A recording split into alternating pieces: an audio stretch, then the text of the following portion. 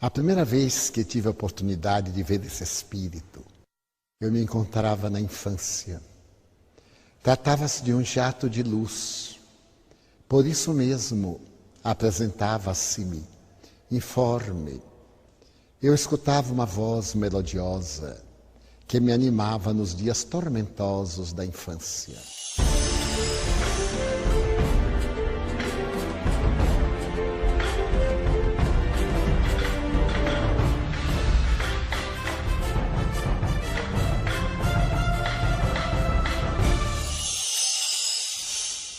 Quando mais tarde eu fui vítima da enfermidade que me prostrou no leito, entre os meses de junho a dezembro de 1944, eu senti um amparo especial, uma voz cantante e dócil. Posteriormente, quando me tornei espírita e já estava exercitando a mediunidade desde antes, vim a tomar conhecimento que se tratava de um espírito amigo, conforme o declarara no dia 5 de dezembro de 1945, numa reunião íntima.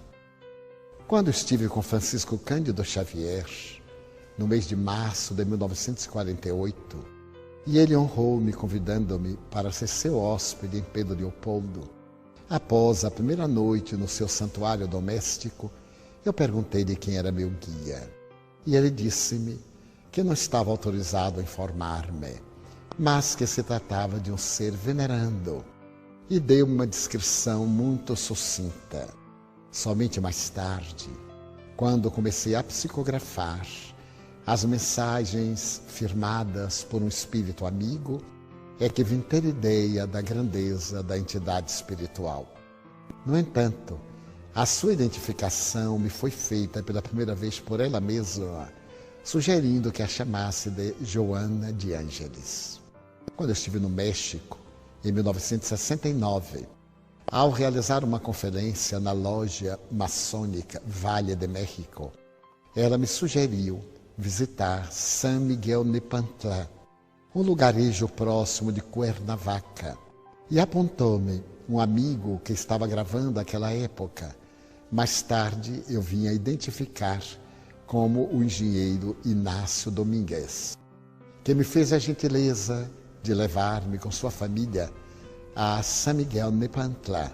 E ali, nos escombros da antiga fazenda, ela revelou-me tratar-se da reencarnação de Sor Juana Inês de la Cruz, nome que ela recebeu ao aceitar os votos perpétuos na ordem a que se consagrou.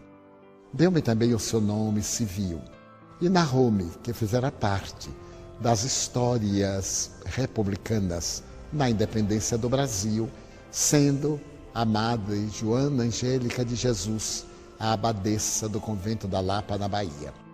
Mais tarde, em um diálogo íntimo, ela me falou que logo depois que desencarnou em Salvador, em 1823, ela foi convidada pelos espíritos nobres a participar da equipe de O Consolador e teria firmado uma mensagem que está no Evangelho segundo o Espiritismo, intitulada A Paciência, como espírito amigo, e mais uma outra sobre a caridade.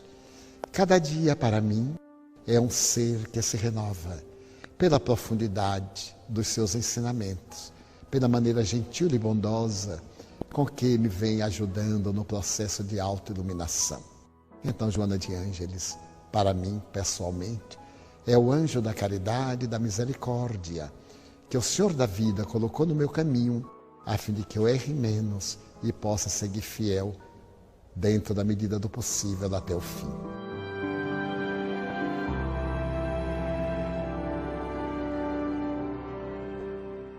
Ela informou-me que logo depois da morte de Jesus, no período dos testemunhos, nós nos conhecêramos. No entanto, aquele filho que desencarna com ela identificou como uma pessoa que nos é muito querida. Os nossos vínculos, portanto, têm início aí, por volta do ano 56, 57 da nossa era. E posteriormente, nos dias de Francisco de Assis, novamente esses vínculos estreitaram-se. Tivemos vários encontros e reencontros através da história, mas foi sob o sol de Assis que, em verdade, eu teria restaurado o compromisso de servir Jesus. Nos séculos que prosseguiram, nos dias terríveis da Inquisição e mais tarde na história da França, voltamos a encontrar-nos, particularmente no século XVII. A partir de então, os nossos vínculos foram espirituais. Ela estava no mundo espiritual, eu me encontrava na terra e vice-versa.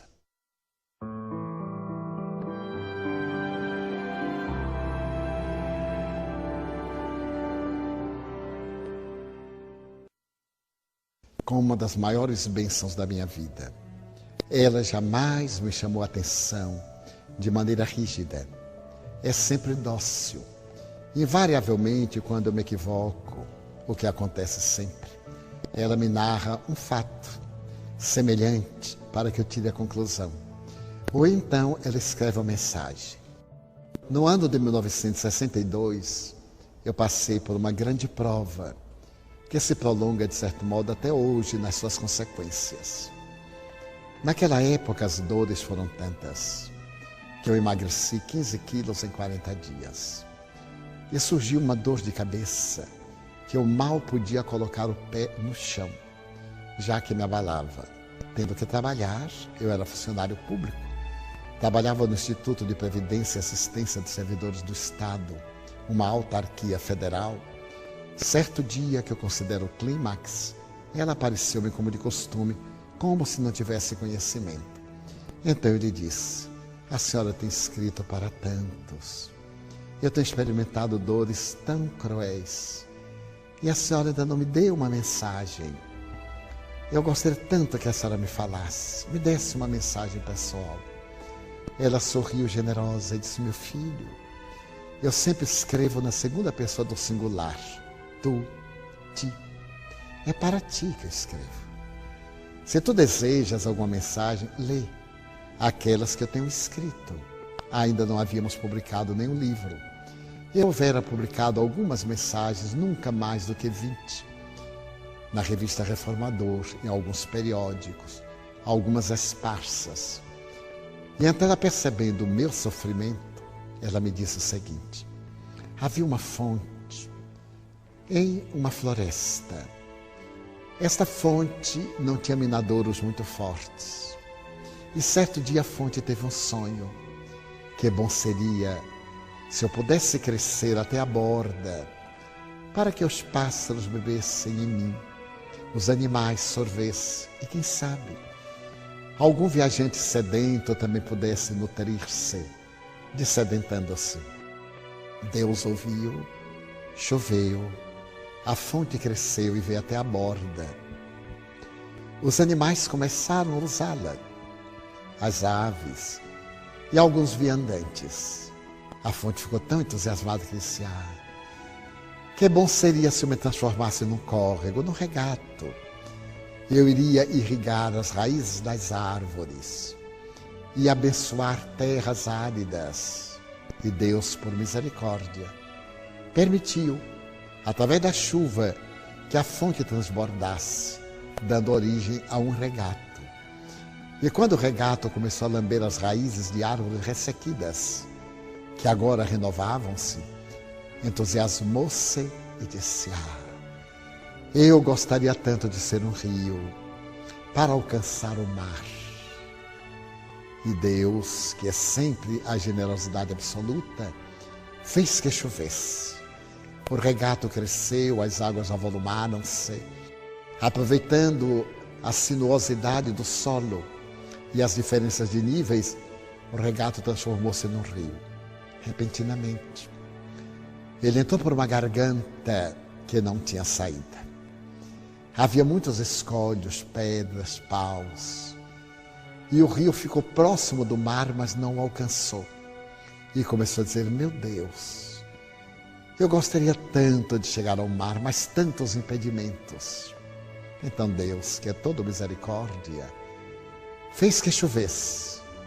E o rio continuou crescendo, crescendo, até que um dia ele vai transpor o obstáculo maior e vai diretamente ao oceano. Assim é a tua história. Se tu pretendes o oceano divino, que nenhum impedimento te dificulte a marcha, permanece.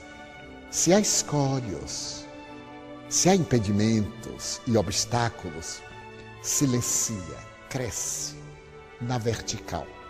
E um dia tu transporás esses obstáculos, porque o oceano do amor divino é a fatalidade que nos aguarda.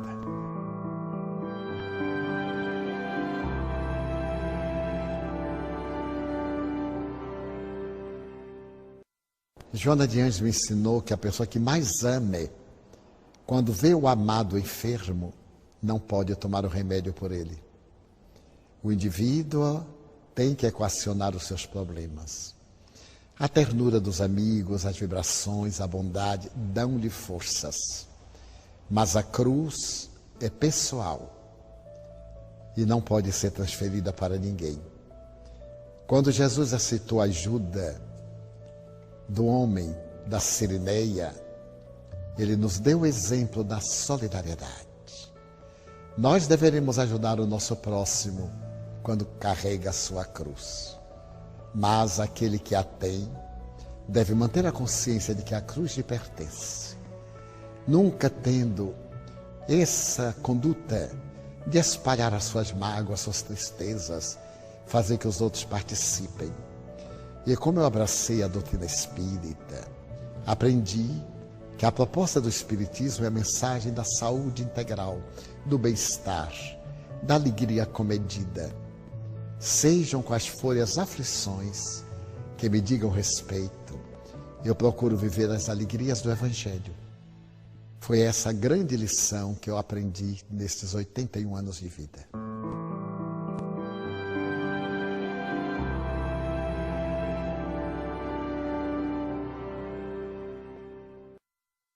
Joana encontrava-se num momento muito grave da sua vida. Havia nela o vazio existencial. O companheiro obedecia aos padrões da época do machismo. Tinha a sua vida paralela, o que para ela, uma dama do patriciado romano, constituiu uma grande aflição.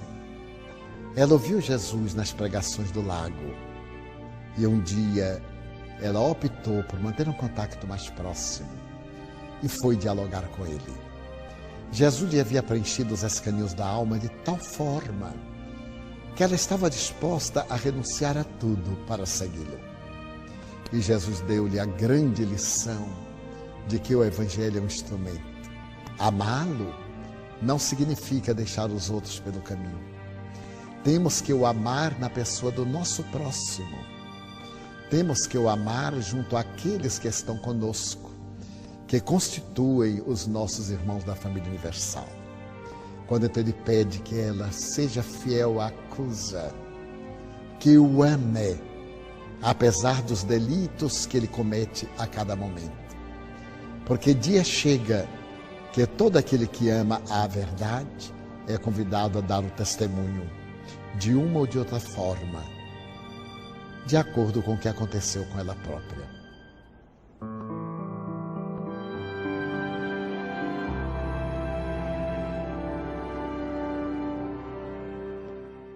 Eu li recentemente uma informação mediúnica a respeito de Clara de Assis.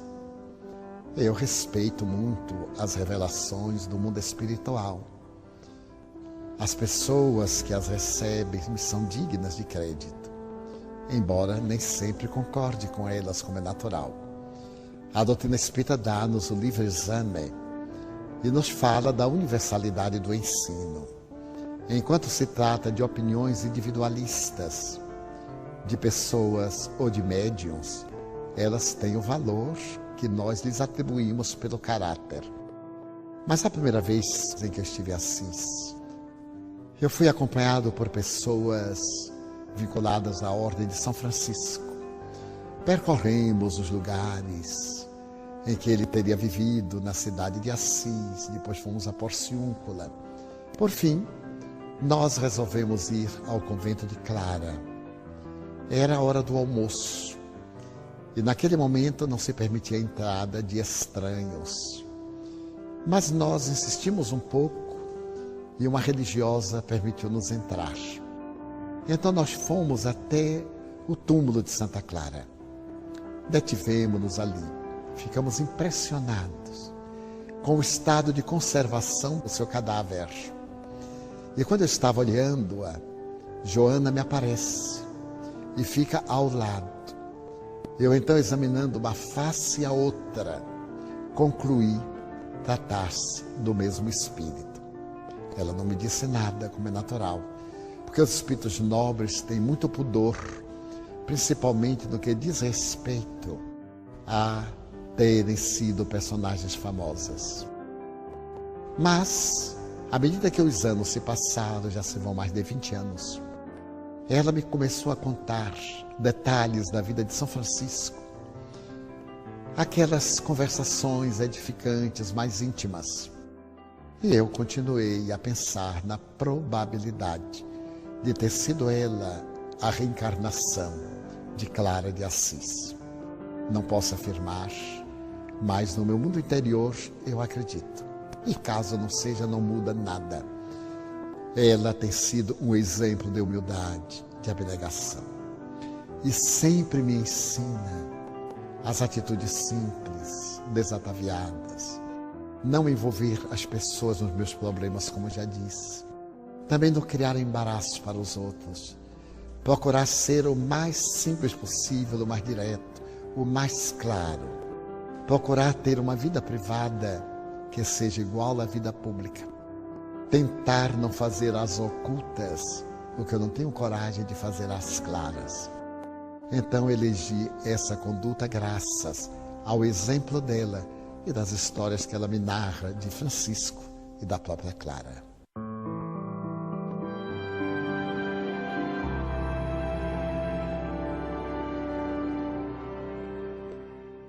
Muitos amigos me dizem que a leitura dos livros de Joana é uma leitura pesada e que ela escreve de uma maneira clássica, que não seria de fácil absorção.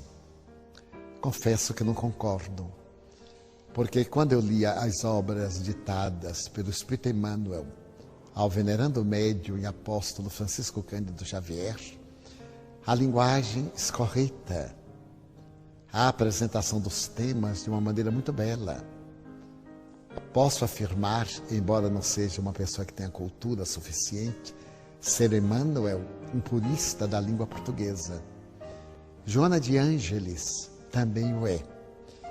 Quando eu soube que ela houvera sido Sor Juana Inês de la Cruz, eu compreendi por que ela escreve de maneira tão clássica, porque já naquela época era a maior poetisa de língua hispana, ao mesmo tempo a primeira feminista. A sua dedicação fez que ela passasse a história como sendo a monja da biblioteca. Quando ela foi censurada por um religioso que se ocultou em pseudônimo feminino, como Madre Filoteca, ela respondeu que a mulher devia ter cultura, principalmente nas doutrinas. Quando alguém, por exemplo, a mulher vai à cozinha, ela deve entender o que é um cloreto de sódio. Quando ela olha para os céus, ela deve entender um pouco de astronomia. Naturalmente, se for hoje, diria, no relacionamento, ela deve entender um pouco de psicologia. Daí eu concluí que já àquela época é como se estivesse preparando-se para as atividades que o Senhor lhe daria no futuro. Muito tempo depois, quando ela escreveu o livro O Homem Integral, que eu não me dei conta que se tratava de uma série, nem ela me disse, eu achei o livro um pouquinho complexo, mas já no plenitude, eu notei que era um livro com uma profunda acentuação psicológica. E como eu nunca havia lido nada sobre psicologia, a não ser uma página ou outra esparsa, eu perguntei-lhe: o que a senhora pretende? Ela me disse: pretendo fazer uma ponte entre a psicologia junguiana e a psicologia do espiritismo. O espiritismo é a maior ciência psicológica, meu filho. Precisamos trabalhar esse verdadeiro filão de ouro que ainda não foi percebido pelos corações amigos. Então eu quero iniciar para que os especialistas vão adiante. Então eu perguntei-lhe: mas como? A senhora foi religiosa nas 2 últimas reencarnações, pelo menos no que eu sei. Como a senhora vai tratar de temas tão delicados de psicologia, principalmente do fim do século XIX para o século XX, se a senhora não estava encarnada? Ela sorriu. De uma maneira gentil, me disse: a pergunta não tem cabimento em alguém que conhece a doutrina das reencarnações. Note bem, não é necessário que eu tivesse estudado psicologia na Terra. Recorde-se que aqueles missionários que vão à Terra levam conhecimento daqui para tornar-se conhecido no mundo carnal. Os grandes psicólogos, os grandes tratadistas foram daqui para aí. E muitos deles, antes de ir-se, foram submetidos a programas, alguns dos quais nós participamos. Acompanhamos muitos deles que, ao retornarem, foram submetidos à avaliação. Então, meu conhecimento, como dos espíritos que laboram no bem, não é da terra para cá, é daqui para a terra. Então, eu tranquilizei-me, porque posteriormente o psicólogo fez uma censura. Como é que uma freira podia conhecer de psicologia se não estava dentro do conhecimento acadêmico terrestre? Então, quando eu li isso, eu sorri, porque eu já tinha resposta. E fiquei tranquilo, porque, por outro lado, psicólogos, psicoterapeutas, psiquiatras, tanto do Brasil como do exterior, informam-me que esse contributo é muito valioso. E várias instituições no Brasil e no exterior formaram grupos de estudo das obras psicológicas de Joana de Ângeles, fazendo uma ponte com a psicologia espírita.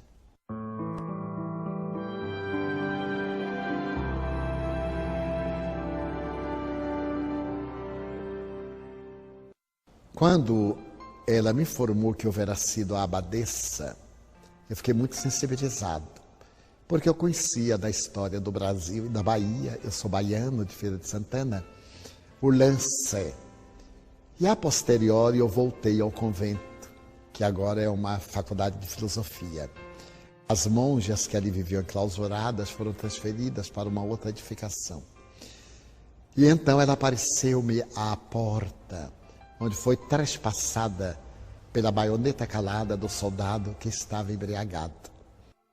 O objetivo dela, para impedir que a soldadesca Ifrene se adentrasse no convento, era para que eles não viessem a violar as monjas, as mulheres ali recolhidas.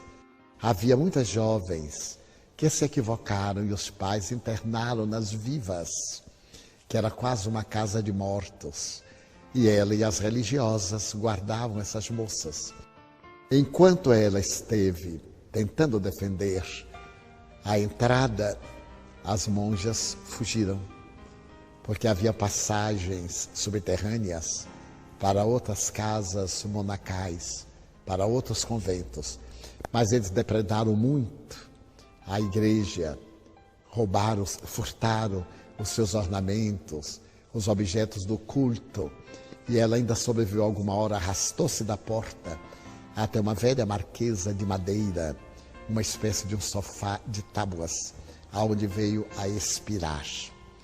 Mas ela havia pedido isto, o sacrifício da vida, mais uma vez, por amor e para poder preservar a dignidade de outras vidas.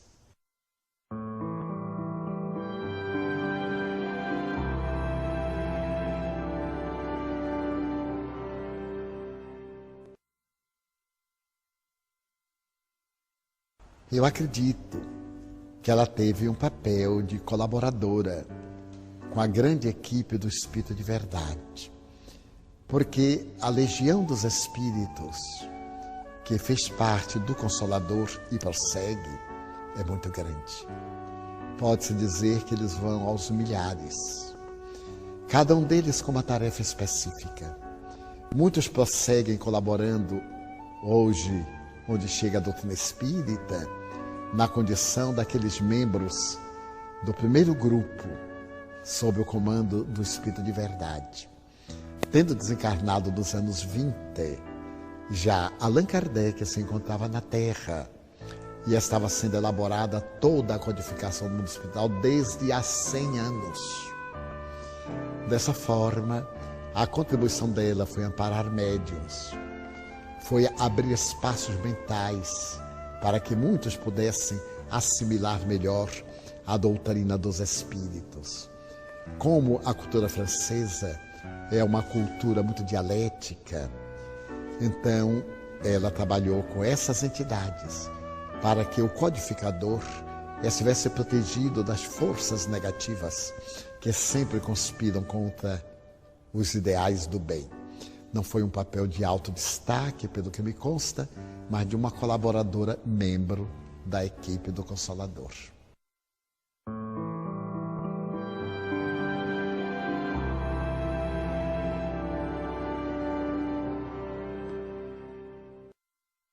Quando nós começamos a psicografar, no mês de fevereiro de 1949, ela me disse o seguinte, que tinha na Terra muitos discípulos, no bom sentido da palavra, muitas almas que se lhe vinculavam, que eu iria viajar muito para poder reacender a chama do entusiasmo em alguns, cuja chama estivesse debilitada, colocar em algumas almas um pouco do ardor evangélico, que nós iríamos falar a um grande número de corações da nossa família espiritual, da família dela. Mas que era natural, que eu não poderia estar repetindo as mesmas cidades.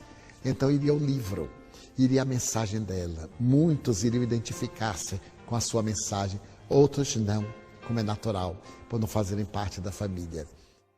E então que o desejo de trabalhar na psicografia era para alcançar o maior número possível. Curiosamente, à medida que eu comecei a viajar e os livros foram sendo publicados vagarosamente, as pessoas me dizem, são verdadeiras cartas que eu recebo de Joana de Ângeles. A primeira vez que eu li o estilo dela, tocou-me profundamente, dizem-me alguns. Então as suas mensagens continuam sendo cartas de sustentação, porque o livro pode atingir a um número que eu nunca alcançaria. E constato isso porque mesmo países eslavos, países anglo-saxônicos, por onde eu tenho estado, além dos países latinos, há a mesma identificação. As pessoas que leram alguma das suas obras traduzidas confessam-me uma perfeita identificação com ela. Então hoje, Joana de Ângeles, como os venerandos espíritos, Dr. Bezerra, Emmanuel e outros tantos, são o nome de uma grande equipe de espíritos que trabalham em seu nome, como uma grande equipe que trabalham sob a sua orientação. Imaginemos um centro de computação em que ficaria a entidade comunicando-se com todos aqueles que lhe usam o nome para poder atender às solicitações mais variadas. Essas entidades apresentam-se ideoplasticamente como sendo, e do centro de comando aquele que é o espírito evocado, vão as instruções hábeis. Até o momento, quando se trata de questões mais urgentes, eles vão pessoalmente. Então, Joana de Ângeles, hoje, no meu conceito, é o espírito equipe, porque existem mais de 20 de instituições com o seu nome, mais de 50 grupos de estudos com o seu nome, muitas instituições em países latinos, europeus e até africanos, com o seu nome, também na Austrália. E essas entidades estão presentes sob o controle mental desse centro de computação, onde ela se situaria. Então, eu confesso que vejo nela um espírito de alta responsabilidade, sem nenhum privilégio para comigo, sem nenhum pieguismo, mantendo sempre a mesma austeridade e chamando minha atenção sempre que é necessário, de uma forma dócil, mas enérgica.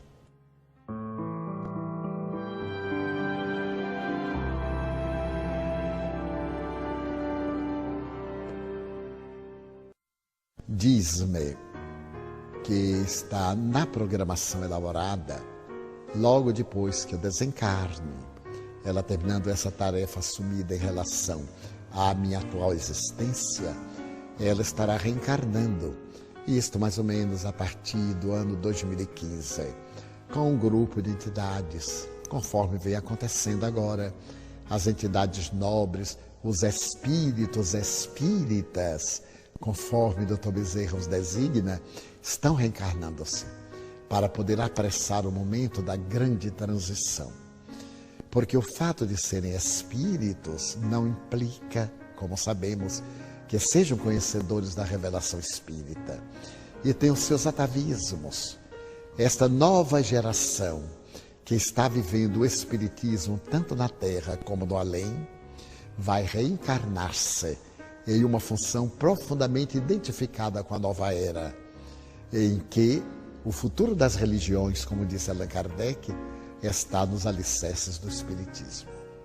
E é muito curioso que tenho encontrado companheiros que não somente elaboram aqui na Terra, sob a inspiração de outras entidades, seus guias espirituais, mas também com afinidade para com ela, e que em desdobramentos parciais pelo sono fisiológico, nos encontramos no além, assistimos aulas e cursos para podermos trazer essas informações no inconsciente, a fim de que ela e os espíritos encarregados de divulgar o espiritismo com seriedade, embora de uma maneira jovial, com profundidade, para a construção da nova era, todos esses estamos vinculados e identificamos-nos.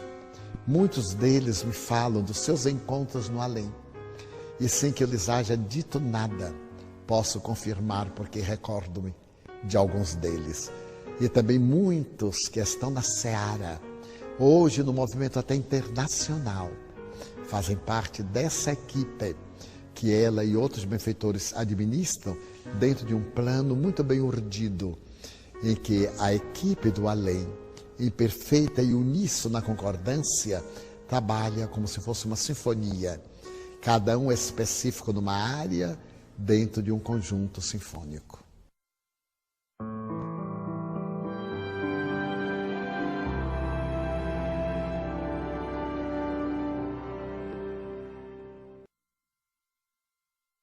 Ela me aparece invariavelmente como Juana Inês, com a idade que oscila entre 50 e 55 anos.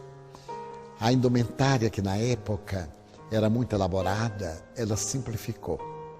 Ela mantém o véu, o primeiro véu branco e o outro em tonalidade azul, e a indumentária em si como um vestido largo, em branco, mas o semblante muito jovem, com a maturidade dos 50 anos mais ou menos, normalmente com as mãos distendidas. Nos momentos de preces, Quando estamos no fim das palestras e por acaso ela está presente, o que nem sempre acontece, ela irradia sobre o auditório. A mim me comove muito, como nos momentos das preces que todos os oradores fazem, com grande unção, eu vejo o auditório modificar-se plenamente e equipes de espíritos aplicando passes naqueles que estão em sintonia. Quando por acaso ela está presente, dá-me a ideia de um foco de luz que se irradia, auxiliando aos mentores que estão trabalhando em favor da saúde interior daqueles que estão buscando Jesus.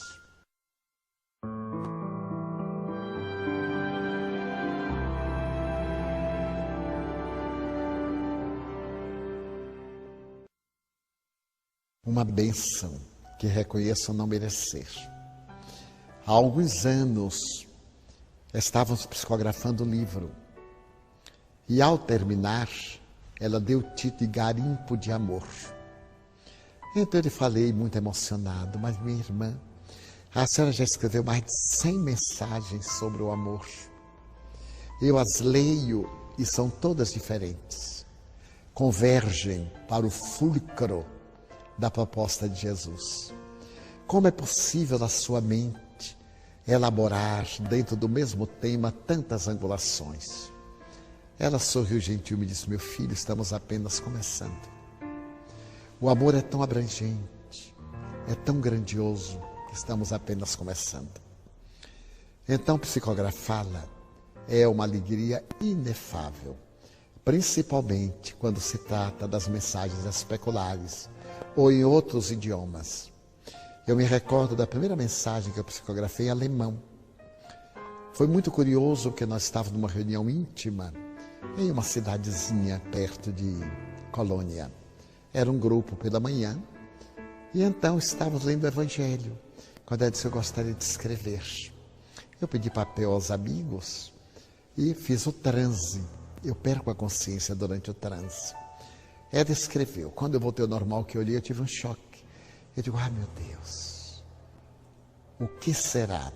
Porque ela tinha escrito num alemão antigo. Então eu pedi ao tradutor que lesse. O jovem Túlio. Ele leu entusiasmado. Eu perguntei-lhe que não falasse ainda se estava certo. Ele disse que sim. Então eu senti uma emoção incomum. Porque mais tarde ela escreveu para um dos maiores arquitetos da Europa, o senhor André Studer, que estava elaborando um livro que ninguém sabia, só ele e a mulher. Eu estava em Salvador quando ela me pediu para escrever e mandar para ele. Então ela escreveu em alemão antigo e mandou para ele dizendo que o livro devia ser publicado. Ele colocou no livro a mensagem dela e comentou.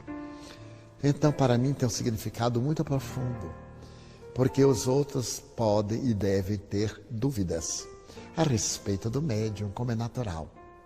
Mas isso me dá uma grande tranquilidade de eu não ter dúvida, pelos fatos que se repetem, porque ela já psicografou em árabe, trouxe espíritos a psicografar em italiano várias vezes, em inglês a especular 5 vezes, em francês, em alemão, em espanhol. Para mim, que sou uma pessoa inculta, eu posso dizer como Leon Denis, sou um autodidata, com pouco tempo, pouquíssimo tempo para ler. Mas ela me pede para não deixar de ler a codificação. Diariamente eu leio a codificação espírita. Meia hora, pelo menos, eu me detenho na codificação, para estar informado e iluminado pelo nosso inesquecível codificador e os espíritos que vieram trazer a revelação. Então, ser médium de um espírito como Joana de Ângeles, austera e nobre, para mim, repito, é uma bênção que reconheço não merecer.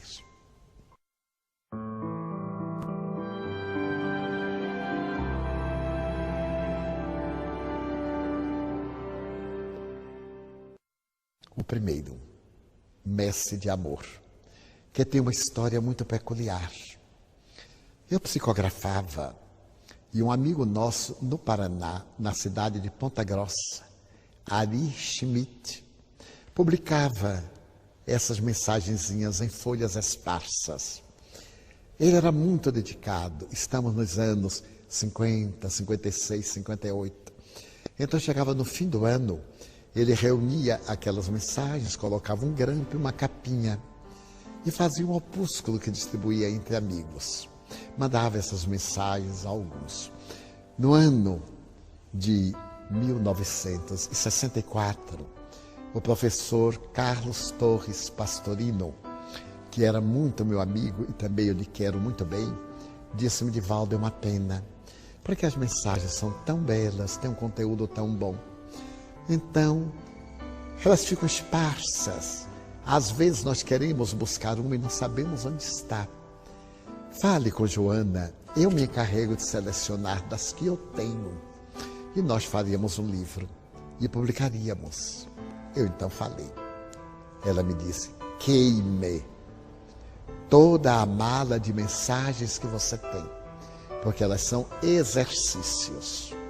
Vamos selecionar para o nosso primeiro livro, o resto queime. Eram mais de 400 mensagens. Eu disse: mas minha irmã, queime-as todas.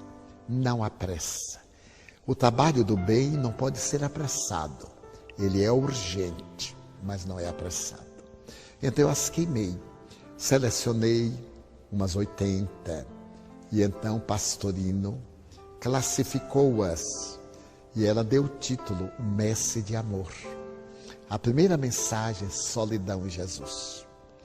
Eu considero a mensagem mais bela, porque ajusta-se perfeitamente comigo. Sinto que ela escreveu pensando em mim, porque ela procura mostrar que, numa vida celibatária, dedicada ao ideal, eu sou muito austero, peço licença, não vou a passeios, não faço turismo. Em nenhuma viagem eu jamais me permiti conhecer isso, conhecer aquilo. Fico sempre no trabalho. E é natural que experimente um tipo de solidão. Eu era muito jovem então, em 1964. Eu estava com 37 anos. E de vez em quando eu me surpreendia muito solitário. E então ela me disse assim: só é solitário quem não é solidário. Sempre que se sentir solitário, procure alguém para ajudar. E sendo solidário, não estará na solidão. Aí ele escreveu solidão em Jesus. E disse: a tua solidão é a presença de Jesus. Já não estás mais a sós. Então eu considero um livro muito especial. E ele foi apresentado no Rio de Janeiro, no dia 5 de maio, data do meu aniversário, de 1964, logo depois de uma palestra no Salão do Ministério da Justiça.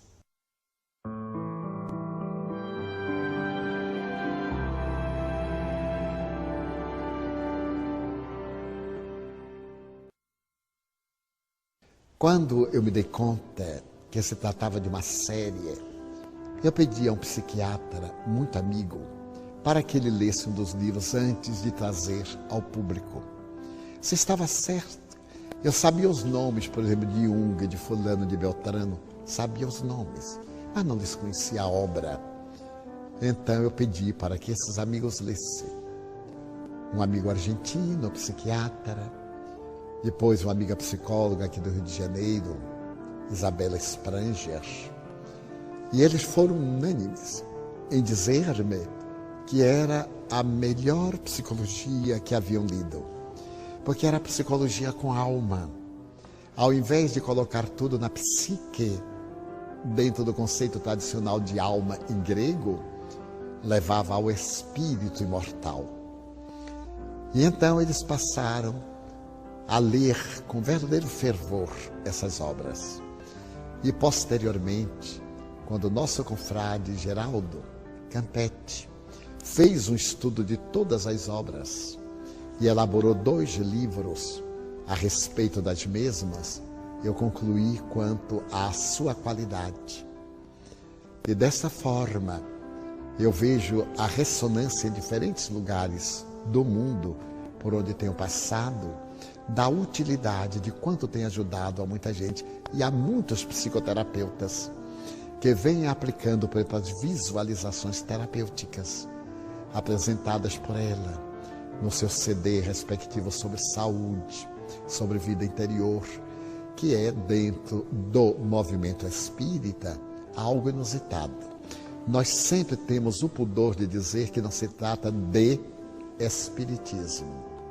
Trata-se de uma proposta espírita, objetivando a saúde e o bem-estar, mas para que não se traga isso das visualizações para a instituição espírita.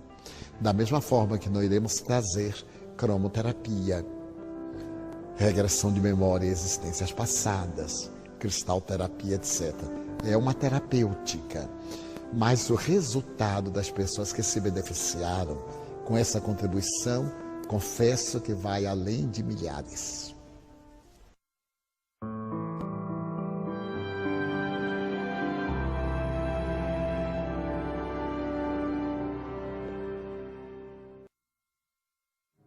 Ela contou-me que quando minha mãe desencarnou, em 1972, e recuperou a lucidez, graças à presença da própria Joana, que minha mãe teve ideia da tarefa a que eu me entregava. Porque minha mãe era analfabeta, um verdadeiro anjo crucificado no analfabetismo.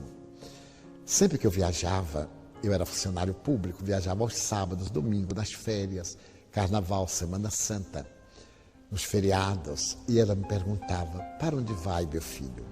E eu usava a palavra tradicional: eu vou pregar. E não me dava conta que ela não alcançava o sentido exato da palavra. Certo dia, ela me disse: mas meu filho, será que por aí não tem quem coloque esses pregos nas paredes? Que você tem que sair daqui para ir a pregar coisas. Aí eu expliquei para ela e ela ficou admirada. Ela frequentava a nossa casa, porque morava na Mansão do Caminho, ia ao centro, e ficava deslumbrada. Minha mãe tinha olhos verdes muito bonitos, então eu via aqueles olhos de esmeraldas inundados de lágrimas quando eu falava sobre Jesus. Então Joana me contou que logo depois que ela desencarnou em fevereiro de 72, e mais ou menos para novembro, quando ela já estava na equipe de trabalhadores, ela pediu a Joana para que intercedesse junto a São Francisco, para que intercedesse junto a Jesus, para que a tarefa em que eu estava engajado ampliasse-se e eu pudesse ter a possibilidade de ir além das fronteiras do Brasil. Eu já tinha viajado bastante, já tinha estado em alguns países sul-americanos. No ano de 69 eu fiz uma viagem pela América Latina, do Peru ao México, passei por todos os países. Mas ela então pediu para que a tarefa fosse mais ampliada e se comprometia de estar sempre ao lado. Então ela voltou ao passado, aos valores do passado que foram bloqueados durante a última existência. E então Joana de Ângeles solicitou sim a São Francisco para que ele solicitasse ao Senhor da vida que me desse esta honra, esta oportunidade, porque eu sou uma pessoa que não fala nenhum idioma, além do português, com alguma dificuldade. Sempre viajei a sós, era uma temeridade, com salário modesto, pegando aviões aqui e ali, hospedando-me em lugares muito simples e alguns perigosos pela América Latina, sem recursos para lanches nem merendas. Então foi assim, um trabalho de muita austeridade, chegar num país onde nunca dantes se falou sobre espiritismo, que eu roguei a Jesus que me desse essa honra, de falar sobre espiritismo onde de dantes nunca ninguém havia falado. Falar para 2 pessoas, para uma pessoa. Começar, à semelhança de Paulo, com uma distância abissal, a criar o primeiro grupo, até que realmente a divindade me permitiu em mais de 10 países, na África, na Europa e até mesmo na América Latina. Por fim, há pouco tempo ela disse que pediu a Jesus, ela, Joana, para me permitir a felicidade de falar no país muçulmano. Então Deus me deu a honra de falar na Turquia. Pude falar realmente para um grande público, em um grupo de pessoas estudiosas de filosofia, que esse grupo ficou fascinado pelo Espiritismo.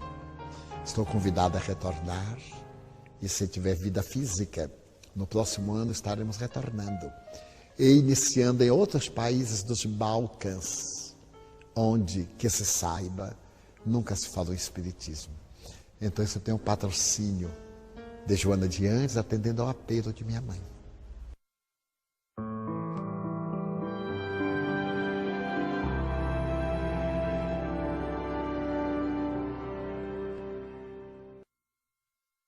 Joana de Ângeles é profundamente cristã.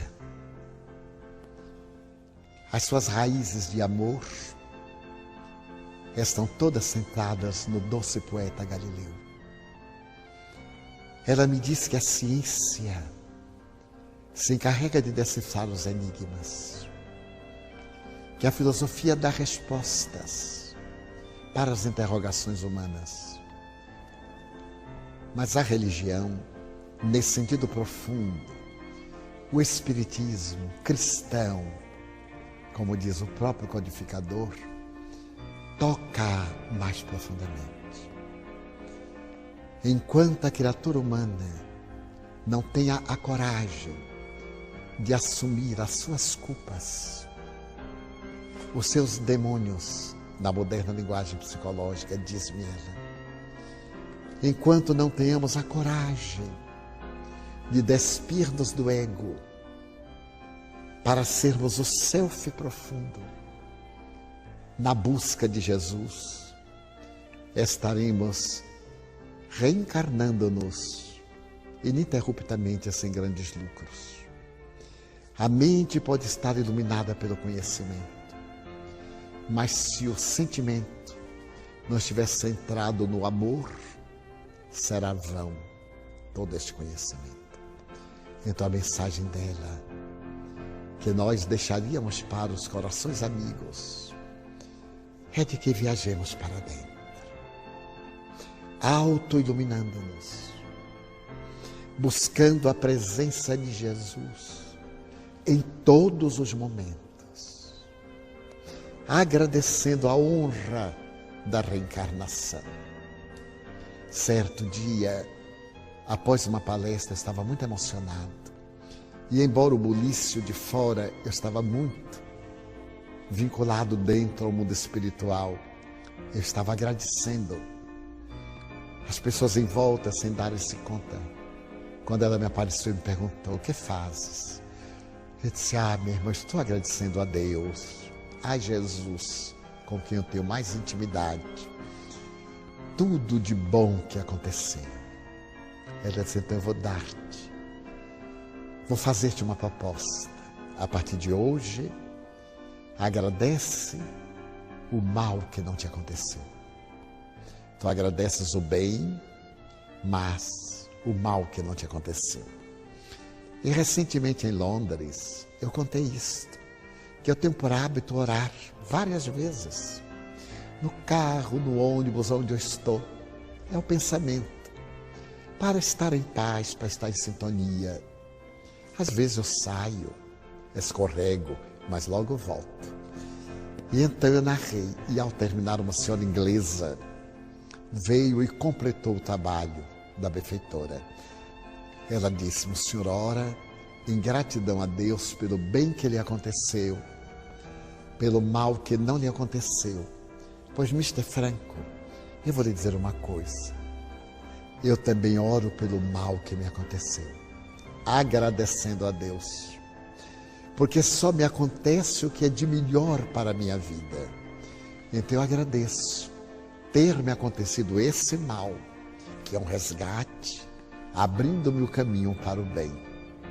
Então nós temos aí 3 vertentes para agradecer a Jesus todo o bem. agradecer aquilo de ruim que Ele impediu que sucedesse.